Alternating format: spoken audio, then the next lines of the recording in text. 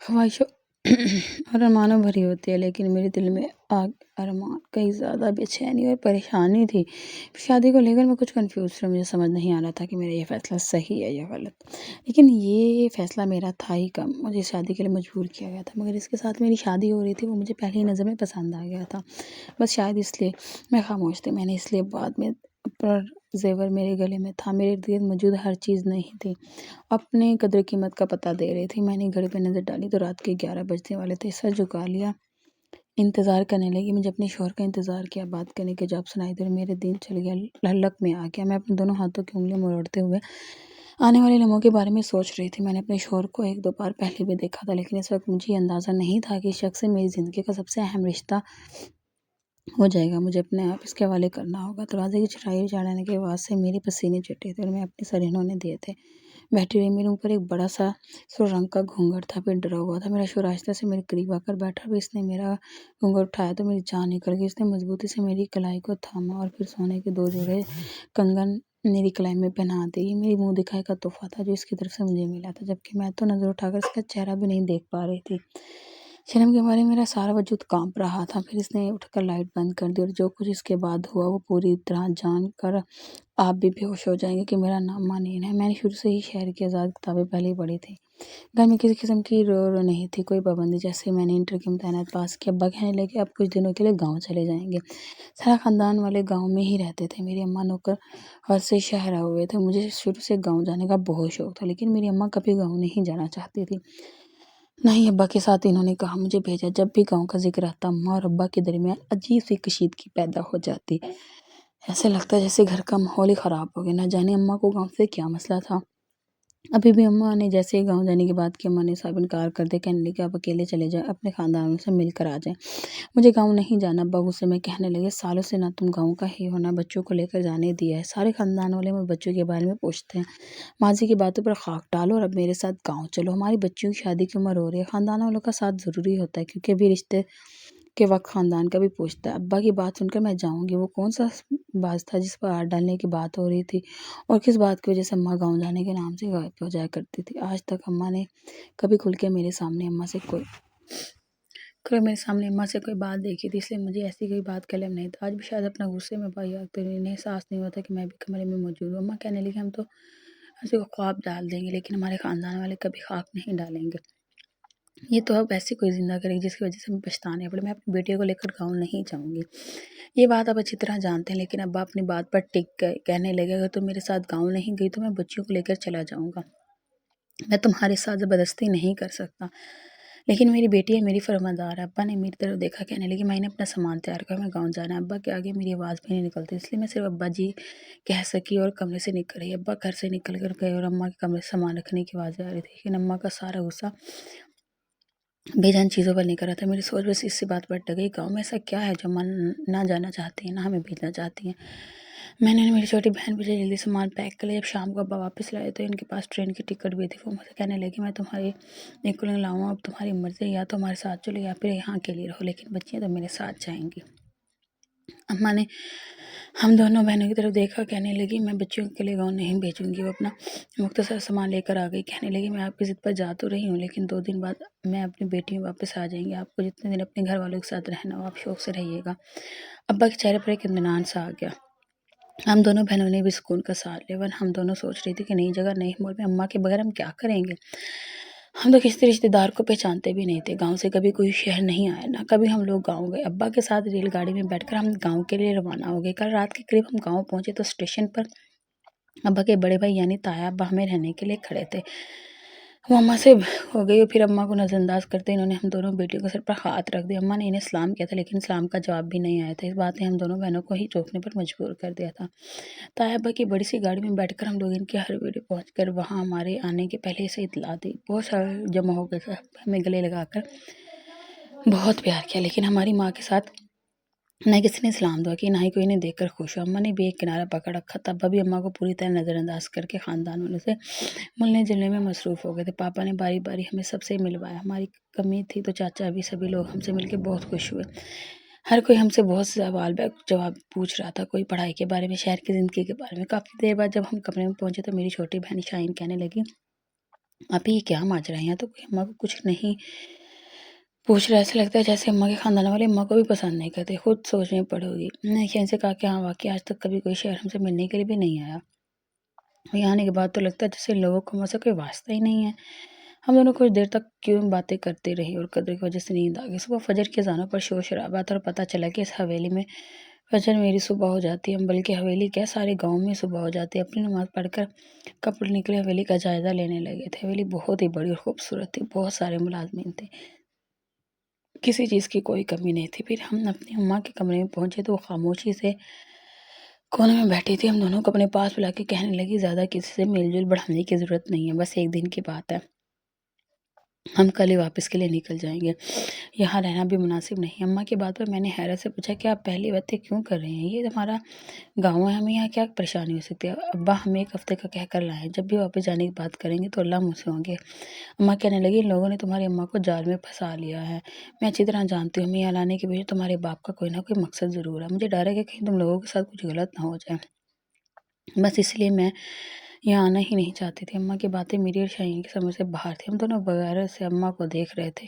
پھر شام کے وقت ہمیں پتہ چل گیا کہ اماں اور ہمارے درمیان کیا مسئلہ تھا۔ ہمیں بتایا گیا کہ اماں اور ابا نے شادی کی تھی، اماں دوسرے گاؤں کے بیٹی تھی، اس لیے دونوں گاؤں میں حالات خراب ہو گئے، کشیدگی بڑھ گئی۔ پھر اماں ابا کو لے کر شہر بھاگ گئی، یہاں ہر گزرے کے دن ساتھ حالات پہلے سے بھی خراب ہو گئے، اس لیے میں دنیا والوں کو کیا سارے گاؤں والے میری اماں کو پسند نہیں کرتے تھے، کیونکہ خون کی وجہ سے بہت سے مسجدیں مسائل پر تھیں اور بڑے بڑے جھگڑے کھڑے ہونے کی وجہ سے بہت سے گاؤں والے اپنی جانوں سے ہاتھ دھو بیٹھے تھے۔ ہم دونوں بہنوں کے لیے یہ بات بہت ہی حیران تھی۔ اماں اور ابا کی پسند کی شادی ہے، کیوں بظاہر ایسا کچھ بھی دکھائی نہیں دے دیتا۔ کچھ دیر آنکھوں کے ساتھ وقت گزرنے لگا، واپس اپنے کمرے میں جانے کے لیے باہر نکلے تو میں نے مردانہ بیٹھک کی طرف مردوں کو جاتے دیکھا، میں چونک گئی۔ اس لڑکے پر میری نظر ٹھہر سی گئی، کوئی 25-26 سال کا جوان تھا جو بہت ہی خوبصورت اور مردانہ وجاہت سے بھرپور تھا۔ میں نے شہر میں کبھی ایسی لمبی نہیں دیکھی تھی جو کسی قدر خوبصورت مردانہ وجاہت کے مالک ہے۔ وجہ تھی کہ میں چونکی، پھر اس لڑکے نے بھی بیٹھک کے اندر جانے سے پہلے ایک سرسری سے نظر مجھے دیکھا اور مجھے دیکھ کر وہ ٹھٹک گیا۔ میں شرمندہ ہو کے فوراً کپڑوں میں بھاگ گئی۔ یہ بات کسی بھی حویلی کے مرد کو پتہ چلی تو شاید اچھا نہیں ہوتا، کیونکہ یہاں عورت سب کو بڑی اہمیت حاصل تھی۔ میرا دل بہت تیزی سے دھڑک رہا تھا، جیسے میری کوئی چوری پکڑی گئی۔ اندر میں بار بار وہی شخص آ رہا تھا اور میں خاموشی بستر پہ بیٹھی تھی۔ ایسے کافی دیر گزر گئی، میں بس اسے سوچتے چلے جا رہی تھی۔ گھنٹے بعد حویلی میں ایک زور شدہ موٹر اپنی ماں کی چیختی چلاتی آواز سن کر میں گھبرا گئی۔ ویسے ہی میں کمرے سے باہر نکلی تو میں نے دیکھا کہ ہمارے خاندان کے سارے بڑے موجود تھے اور میری اماں ان سب کے سامنے کھڑی کسی بات پر زور زور سے لڑائی کر رہی تھی، جبکہ اماں ابا کو خاموش کرنے کی کوشش کر رہے تھے۔ ابا غصے سے کہہ رہے تھے کہ میری بیٹیاں میری ذمہ داری ہیں، ان کے فیصلے میں خود کروں گا، اس لیے مجھے تمہاری اجازت کی ضرورت نہیں ہے۔ اماں پھر بھی خاموش نہیں تھی، بلکہ ابا سے کہہ رہی تھی کہ میں اچھی طرح جانتی ہوں تم یہاں میں بلا وجہ نہیں لائے ہو، میں اپنی بیٹی کی زندگی برباد نہیں ہونے دوں گی۔ ان دونوں کے درمیان ہونے والے اس جھگڑے نے میرے حسان خطا کر دیا، اور پھر جس بات میں وہ جھڑائے ہوئے اس جھگڑے کی وجہ تھی، یہ جھگڑا شاید میری اور میری بہن کی وجہ سے ہو رہا تھا، لیکن کس بات سے میں بالکل غافل تھی۔ میں پردے کے پیچھے کھڑی تھی۔ جب میں نے میرے باپ کی نظر کچھ بھی پڑی تو کہنے لگی مہین، یہاں ان کی آواز ایسی گرج تھی کہ میں ٹرانس کیفیت میں قدم بڑھاتے تک پہنچ گئی۔ کہنے لگی میرے کسی فیصلے پر کوئی اعتراض ہوگا؟ میں نے کہا نہیں، مجھے آپ کے فیصلے پر کوئی اعتراض نہیں ہوگا۔ میری آنکھوں سے آنسو بہنے لگے، میں نے انکار میں سر ہلایا تو اماں سے کہنے لگی دیکھ لو تمہاری بیٹی کو کوئی اعتراض نہیں۔ ابا میرے سر پہ ہاتھ رکھے کہنے لگے ہفتے بعد تمہاری شادی ہے، ہم تمہیں رخصت کر رہے ہیں۔ یہ سن کر میرے سر پر آسمان گر پڑا، مجھے یقین نہیں ہے کہ اماں نے میری شادی طے کر دی۔ شاید اس بات پر اماں بیچاری ابا کہنے لگے بہت بڑا خاندان ہے اور پھر غیر بھی نہیں ہے، لڑکا تمہاری ماں کا بھتیجا ہے، لیکن تمہاری ماں کو نہ جانے کیا پریشانی ہے۔ بولو برابر والے گاؤں سے ہی تعلق رکھتے ہیں، لڑکے نا صرف اپنے گاؤں کا بڑا ہے بلکہ سرپنچ بھی ہے۔ یہ کہہ کر ابا خاموش ہو کر پھر چاچا کو آواز دے کے کہنے لگے لڑکے کی تصویر دکھاؤ میری بیٹی کو، یہ شہر سے پڑھ کر آئی ہے، ہم چاہتا ہوں اسے ایک دفعہ اس کے ہونے والے شوہر کو دیکھنے کا حق دیا جائے۔ یہ کہہ کر جیسے اماں نے چاچا سے موبائل لے کر میرے سامنے کیا تو اپنی آنکھوں پہ یقین نہیں آیا، کیونکہ یہ وہی لڑکا تھا جسے شام کو میں نے بیٹھک میں جاتے دیکھا۔ تو کیا وہ میرا رشتہ لے کر آیا تھا؟ میں ہکا بکا سے وہاں موجود تھی، ہر شخص کو دیکھ رہی تھی۔ میری اماں کی جس طرح کی شادی کا ادب مجھے ہوا تھا، ایسے میں میری اماں کے لیے رشتہ آنا اپنے بڑی عجیب سی بات ہے۔ ابو نے تو بتایا تھا کہ دونوں گاؤں میں دشمنی، تو پھر وہ لڑکا یہاں کیا کر رہا تھا اور رشتہ کیوں ہو رہا تھا؟ ایسے بہت سارے سوالات میرے ذہن میں جنم لے رہے تھے۔ ابا کہنے لگے سالوں پرانی دشمنی دوستی میں بدل چکی ہے، وہ لوگ تمہاری ماں کو معاف کر چکے، لیکن تمہاری ماں اس بات کو ماننے کے لیے تیار نہیں ہے۔ اسے لگتا ہے کہ یہ سب جھوٹ ہے، فریب ہے۔ تب تم رخصت ہو کر وہاں جاؤ گی، تمہیں خود پتہ چل جائے گا۔ وہ لوگ پہلے جیسے نہیں رہے، وہ تو دوستی کا ہاتھ بڑھانا چاہتا ہے، پھر ہم کیوں انکار کیے؟ یہ کہا ابا نے مجھے ڈھیر ساری دعائیں دی اور شادی کی تیاری میں مصروف ہو گئے۔ میں اپنی ماں کے پاس گئی، دو روتے کہنے لگی بیٹی وہ انکار کر دینا، نکاح کے وقت انکار کر دینا، اس شادی کے پیچھے ضرور ان کا کوئی نہ کوئی مقصد ہوگا۔ میرے مائکے والے کیسے ہیں یہ مجھ سے زیادہ کوئی نہیں جانتا، وہ مر تو سکتے ہیں لیکن اس بدنامی کو نہیں بھول سکتے جو میری وجہ سے انہیں اٹھانی پڑی تھی۔ اماں کی حالت دیکھ کر میں بھی پریشان ہو گئی۔ میں نے اماں سے کہا میرے ہاتھ میں کچھ بھی نہیں ہے، آپ جانتی ہیں یہ سارا کام با جیسے کر سکتی ہوں۔ ہمارے ابو سے سینے سے لگایا، کہنے لگی ظالم، پہلے تو غلطی میں نے کی تھی، آج اس کا خمیازہ تمہیں بھگتنا پڑ رہا ہے۔ کاش میں گاؤں ہی نہ آتی، مجھے پہلے ہی اندازہ تھا تمہارے چاچا کے مل کر نہ کوئی کھیل ضرور کھیلیں گے، اور میرا شک صحیح ثابت ہوا۔ میں نے اماں کو تسلی دی، نے سمجھایا کہ ابا نے جو بھی فیصلہ کیا ہوگا وہ سوچ سمجھ کے کیا ہوگا۔ میرے ابا مجھ سے بہت محبت کرتے تھے، مجھے یقین تھا کہ وہ مجھے کسی بھی غلط فیصلے کی بہن نہیں چلنے دیں گے۔ پورے ایک ہفتے بعد دھوم دھام سے میری بارات آئی اور ابا نے مجھے رخصت کر دیا۔ اماں کو بھی شادی سے کوئی لینا دینا نہیں تھا، وہ سارا وقت کمر میں بند، جبکہ ان کے سارے مہنے والے آئے مگر اماں نے کسی سے ملنا بھی گوارا نہیں کیا تھا۔ کچھ عورتیں مجھے رخصت کروا کے دوسرے گاؤں میں لے گئیں اور پھر مجھے میرے کمرے میں بٹھا دیا گیا۔ میں بار بار یہی سوچ رہی تھی کہ شادی کیوں کی گئی ہے، کیا واقعی دشمنی دوستی میں بدل گئی ہے یا پھر کوئی اور بات ہے۔ شادی کو لے کر میرے دل میں ارمانوں سے کہیں زیادہ خوف اور وسوسے پیدا ہو گئے تھے، اور ایسا رخصتی کے بعد ہوا تھا جب میں نے حویلی کی عورتوں کا رویہ اپنے ساتھ بہت ہی سخت محسوس کیا تھا، ورنہ رخصتی سے پہلے تک میں کافی خوش اور مکمل تھی۔ ابھی میرا شوہر شامیر کمرے میں آیا، اس نے بڑی سختی سے میری کلائی پکڑ کر دو بڑے بڑے سونے کی کمزوری میرے کلائی میں ڈال کر مجھے دکھائی کا تحفہ دیا۔ اس کے رویے نے مجھے سمسٹا دیا، بالکل خاموش تھا، اس کے منہ سے کوئی جملہ نہیں نکلا۔ پھر اس نے اٹھ کر لائٹ بند کر دی، اس کے بعد حق کے نام پر اس نے جو کیا، میں چیخوں سے شاید ساری حویلی کو جھوٹی شادی کی رات میرے لیے ایک ایسی اذیت ناک رات بن گئی کہ میرا سارا وجود زخم ہو گیا۔ اور پھر درد کی شدت کے بعد مجھے کچھ روشنی نہ آیا۔ جب ہوش آیا تو میں ہسپتال میں تھی، شامیر میرے سرانے کھڑا تھا، مجھے ہی دیکھ رہا تھا، دیکھتے ہی کوئی جان نکل گئی تھی۔ اس سے پہلے کہ بچی کو پکار کر شروع کر دی، اس نے میرے منہ پر ہاتھ رکھ دیا، خاموش رہنے کا اشارہ کیا۔ میں خوف کے مارے خود خاموش ہے کہ ڈاکٹر نے کچھ دوائیں لکھ کے دی۔ شامیر نے کہنے لگے کہ ان کے جسم پر بہت زیادہ گہرے زخم ہیں، بہتر یہ ہے کہ آپ ان کے ساتھ کچھ دنوں کا کوئی تعلق نہ بنائیں، اور اس نے مجھے اپنے ساتھ لے جانے کی اجازت دیتی ہوں۔ یہ گاؤں کا چھوٹا سا ہسپتال تھا جس میں ڈاکٹر بھی شامیر کے غلام تھے۔ ابھی صبح کا سورج طلوع نہیں ہوا تھا، فجر کی اذان میں کچھ ہی وقت باقی تھا۔ خاموشی مجھے لے کر حویلی پہنچا، پچھلے راستے سے ہم کمرے میں داخل ہوئے، میں تو ابھی بھی پوری طرح کپا رہی تھی۔ وہ میرے سامنے بیٹھ گیا، غور سے میرا چہرہ دیکھنے لگا۔ میں نے روتے روتے مجھ سے پوچھا تم نے میرے ساتھ ایسا ظلم کیوں کیا ہے، میری غلطی کیا تھی؟ اور پھر شامیر نے مجھے ایک ایسا سچ بتایا جسے سن کر میں کانپنے لگی۔ بہت عرصے سے ہماری طرف سے تمہارے گاؤں کا پانی بند تھا، وجہ تم جانتی ہو کہ ہماری پھپھو نے تمہارے ابا سے بھاگ کے شادی کی تھی، اور اس بات کا بدلہ لینے کے لیے بابا نے تم لوگوں کو گاؤں کا پانی بند کر دیا تھا۔ کافی زیادہ خون خرابہ بھی ہو چکا تھا، پھر کافی سالوں سے یہ مسئلہ اسی طرح چلتا رہا، مگر اب کچھ عرصے پہلے تمہارے تایا ہمارے پاس ہے، اس دشمنی کو ختم کرنا چاہتے تھے کیونکہ مسئلوں کے لیے انہیں پانی چاہیے تھا۔ بابا دشمنی تو ختم نہ کر سکے، البتہ بدلے کی آنکھ بابا کے دل میں جل رہی تھی۔ پھر بابا نے یہ شرط رکھی کہ اگر پھپھو کی بیٹی رخصت ہو کر ہماری حویلی آئے تو تمہارے گاؤں کا پانی کھول دیا جائے گا۔ تمہارے تایا اس بات کے لیے رضامند ہو کر پھر نہ جانے کیسے انہوں نے تم لوگوں کو راضی کیا۔ جس روز میں تمہاری حویلی آیا تھا، افسوس تمہارے تایا نے خود بلوایا تھا، رشتہ پکا ہونے کی خبر سنائی تھی۔ یہ حدیث ہمارے لیے محض بدلہ بھی ہے، اور گزری رات میں تم سے اپنی بدنامی کا بدلہ لے چکا، اور اب آنے والی رات تمہیں حساب چکانا ہوگا۔ تمہاری ماں کی وجہ سے میرے باپ کو جو ذلت اٹھانی پڑی، جو رسوائی اپنے برداشت کی، وہ ذلت اور رسوائی تمہیں برداشت کرنی ہوگی۔ شامیر کی باتیں سن کر میری جان نکل رہی تھی، میں سوچ بھی نہیں سکتی تھی کہ بظاہر اتنا اچھا اور شریف نظر آنے والا گاؤں کا سرپنچ اس قدر گھٹیا سوچ کا مالک نکل گیا۔ پہلی رات اس نے حیوانیت کی حد پار کر دی تھی، میرے جسم کا کوئی حصہ نہیں تھا جہاں زخم نہ لگا ہو۔